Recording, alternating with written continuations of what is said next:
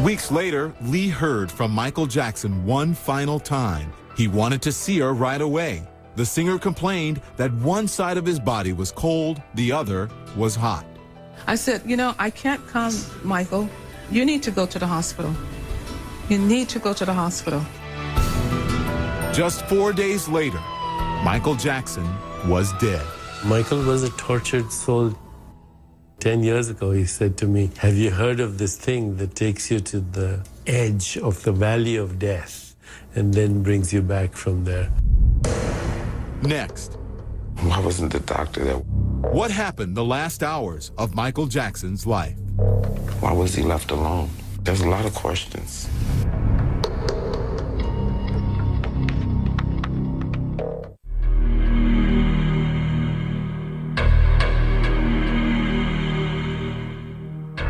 Conrad Murray, one of the last people to see Michael Jackson alive. Murray was Jackson's personal physician.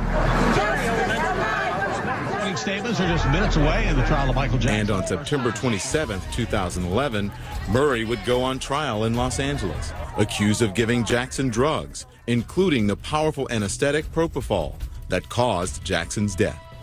Let me call the case of the people of the state of California, plaintiff versus Conrad Robert Murray, defendant. Ladies and gentlemen, the evidence in this case will show. District Attorney David Walgren laid out the prosecution's case. Michael Jackson trusted his life to the medical skills of Conrad Murray. That misplaced trust in the hands of Conrad Murray cost Michael Jackson his life. To help prove their case, prosecutors presented two very different portraits of the pop legend. From a vibrant singer, dancer, and entertainer on stage, to a completely different person behind the scenes. To Michael Jackson. Then, midway through opening arguments, a stunning moment. The voice of Michael Jackson, as he'd never been heard before. When people leave my show, I want to say, he's the greatest entertainer in the world. Jackson sounded fragile, impaired, incapable. You may be seated. And that's just what Kenny Ortega feared. Ortega was directing the most anticipated show in decades, with a star he feared wasn't up to it. But Murray insisted he was in charge of Jackson's health. He said I should stop trying to be an amateur doctor and psychologist and be the director and allow Michael's health to him. Those were the words of Conrad Murray? As close. And on June 25th, that meant helping Jackson get to sleep. Based on the affidavit, Dr. Murray's efforts to get Jackson to sleep began with a 10-milligram tablet of Valium around 1:30 a.m. It didn't work. So according to the affidavit, Dr. Murray injected the singer with an anti-anxiety drug. By 3 a.m., however, Jackson was still awake, so Murray told police he tried another drug, a sedative. That didn't work either. Murray told investigators at 10:40 a.m., he gave the pop legend 25 milligrams of propofol, a powerful surgical anesthetic, finally putting Jackson to sleep. But soon after, all hell broke loose. To describe the scene firsthand, Alberto Alvarez. Security guard Alberto Alvarez. He was laying on his back with his hands extended out. I observed that his eyes were slightly open or were open, and his mouth was open. Alvarez said Murray was frantic and vague about Jackson's condition.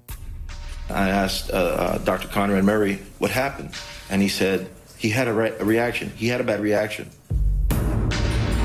In the midst of the chaos, Alvarez spotted Jackson's children in the doorway.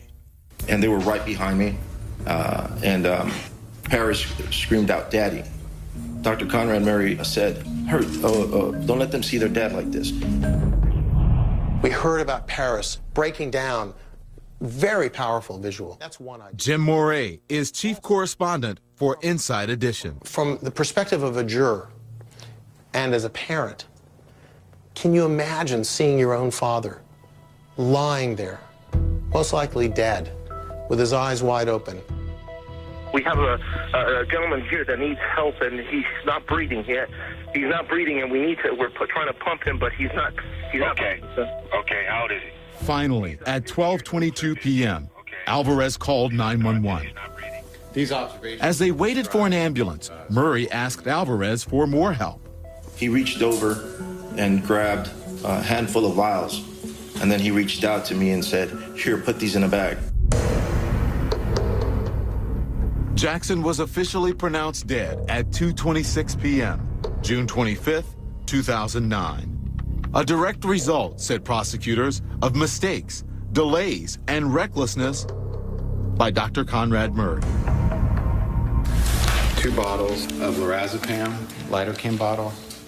D.A. Walgren added into evidence each vial and bottle found at Jackson's house. Flumazenil, One ephedrine, after 20 milliliter propofol bottles. another.